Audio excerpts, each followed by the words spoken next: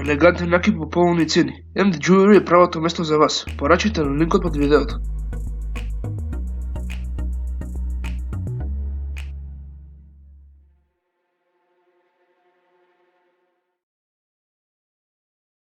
Размислете, време е собирање заедно со нешто и се најдраги, или за некого еден од најосмените денови во календар.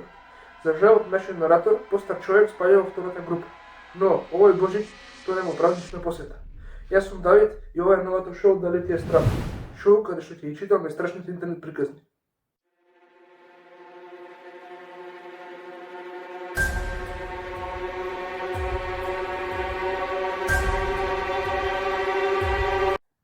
Беше особено мрачен Божич и додека снегот е често доброделен во овој празничен период од годината, продолниот студ и мраз кој се чинеше дека ги саботираат домовите не беа добродојдени. Семејствата се трудеа најдобро што може да додат еден до друг. Но за многумина тоа требаше да биде особен Божич. Патувањето, особено за постарите како мене, беше речиси невозможно. Еден пат беше се што беше потребно да скршим колку или рама.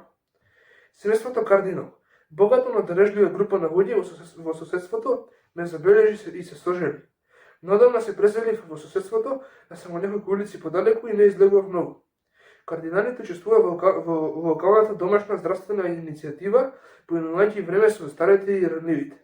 Сите ги познаваа и ги сакаа. Имаа две деца. Тими беше најмладиот, момче од само 5 или 6 години. Тој беше дете кого сите го сакаа со големо воспитување. Никош не се жалеше, никош не предизвикуваше проблеми, секој симпатичен. Неговата 10-годишна сестра Камила беше подеднакво обожавана. Бен Кардинал, таткото, беше началник на локалната полиција во областа. Додека Луси беше прекрасна блескава жена, чија насмевка беше толку добродојна кој што беше убава. Гледајќи вако семејство, искрено се боре со уживањето во моментот, наспроти жарењето што сам поминував низ овој празник минатите години. Така, кога ме поканя на Божична вечера, нормално прифатив и ќе признам дека дефинитивно ми требаше семејството на празникот повеќе од тие што знаеа. Масата беше прекрасно поставена со црвена памучна крпа, што лежеше под елегантен кремаст сет за јадење. И покрај мојата многу изнемоштена ситуација, мојот ум беше се уште прилично остар, како што можете да забележите. На Бен и на неговото прекрасно семејство им кажав многубрени и шарени приказни за авантурите што ги имав, додека бев во полн цуд на младоста. Конечно, Луси се појави и носејќи огромна чинија во рацете. Беше невообичаено голема. И додека седеше на средина на масата, празна и без храна, јас забележав еден поглед на лицето на Луси. Беше кратко и веднаш се обидев да го игнорирам како производ на мојата имагинација, но длабоко ме вознемери. Треперење на насмевка, а не на љубезност или Божиќен дух, туку налик на оној на заговорнички насилник. Како да сум несвесен примател на некоја нездрава шега, чекајќи да ми смеат. Токму кога нелагодноста почна да се намалува, Бен се појави со голем остар нож за резба и долга вилушка со две оски, што повеќе ме потсетуваше на месарски алати, отколку на она што е потребно за сечење мисирка со пристојна големина. Мисирка која станува се посомнително заради незиното отсуство. Седев повеќе од еден час. Тие продолжија да ми поставуваат прашања за моите приказни и одговори кои дојдоа за мојот живот. Она што беше повеќе избунувачки беше тоа што Бен постојано крадеше погледи кон антички часовник кој седеше на полицата над огнот. Ми беше јасно дека ги одбројува минутите за некој настан, но нешто длабоко во мене ми кажа дека што и да се планира, нема да ме вкуши мене јадејќи Божиќен оброк. Сепак останав да седам. Нивниот син Тими почна заканувачки да ми се насмевнува, додека неговите раце посегнаа за мал остар нож за бифтек. Најалармантно беше што фокусот на погледот на Тими не беше моето лице, туку мојот врат. Кога го фрли последниот поглед кон часовникот, Бен Кардинал престана да биде веселиот внимателен домаќин и посегна со прстите по огромниот нож за резбарење, со мешавина од гнев и страст на лицето. Конечно, кога часовникот почна да звони, Луси се откажа од својата лажна симпатична маска и ја разоткри студената и извитоперена личност што лежеше под неа. Секој од кардиналите стана од столот со остри мрничеви ножеви во рака и чекаше. Сите молчеа, куќата лишена од здрав Божиќен дух и надеж. Моето тежното дишење се засили додека ме осамна уникатно бизарна гледка на изопаченото семејство и нивните вистински намери. Немаше вечера за мене. И јас бев вечерата. Семејството Тивко ефикасно одеше околу трапезариската маса и стоеше неподвижно околу мене. Потоа одеднаш гуси и ми го пресече грбото од уво до уво, додека Бен го зави својот нож за резба длабоко во мојот стомак. Потоа двајцата родители ги извадија ножевите и застанаа назад, гледајќи со гордост како Камило и Тими не бодаа постојано. По неколку минути бесот се намали, бидејќи двете деца се изморија.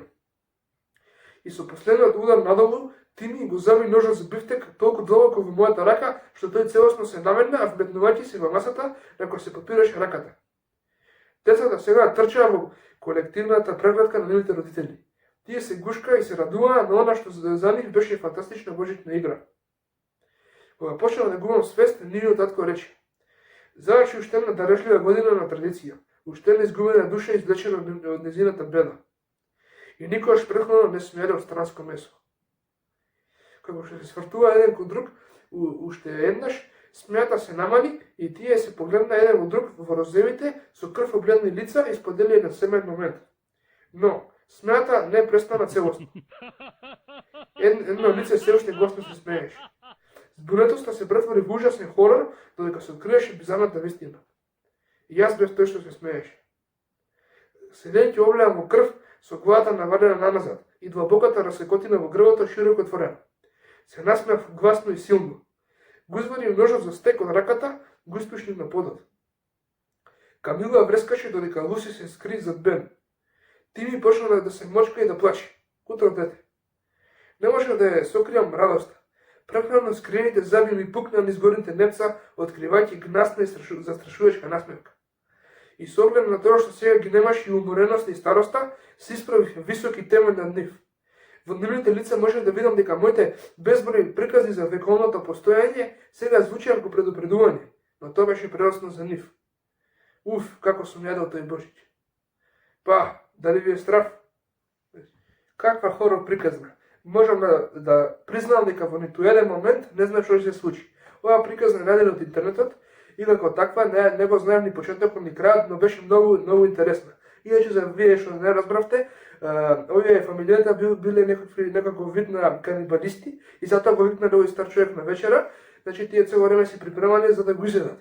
Но и човекот, самиот старец не го свеќе за мирисање. Тој го некако вид на чудовиште, како што може да разберам, и кога тие помисли дека губиле, тој некако се воскресло на некој начин и ги извади ножовите од себе, почна да се смее и се исправил пред нив како некој чудовиште и рекол: "Сега сте готови, сега јас вас визедов", и како што забележите на крај тој нив гизел, а не тие нив како што му заговарале ова цело време. Па така можеме да завршиме оваа прва епизода на Дали ти е страх. Како што кажав, Дали ти е страх ќе биде нов хорор шоу што ќе се емитува на овој канал на Ерис Керк. За втората епизода бидете на линија. Можам да кажам поздрав и се гледаме во втората епизода на Дали ти е страх.